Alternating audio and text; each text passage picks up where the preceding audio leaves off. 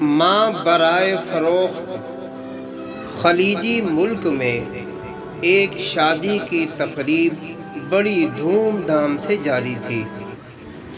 دلہا دلہن بڑی شان اور شوکت کے ساتھ اسٹیج پر براجمان تھے۔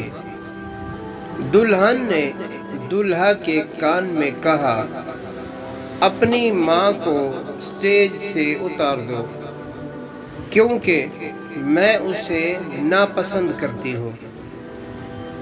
دلہا اٹھا، مائک پکڑا اور 3 دفعہ اعلان کیا، مجھ سے میری ماں کون خریدے گا؟ اعلان سن کے حاضرین پر سناٹا طاری ہو گیا۔ پھر دلہا بولا، میں اپنی ماں کو خود ہی خریدوں گا۔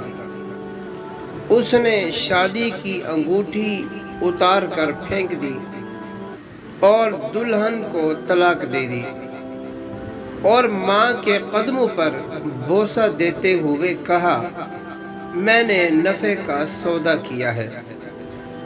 حاضرین میں سے ایک آدمی نے کھڑے ہو کر اعلان کیا، میں اس نوجوان کے ساتھ اپنی بیٹی کا نکاح کرتا ہوں، اور کہا، اس سے بہتر میری بیٹی کو خامد نہیں مل سکتا۔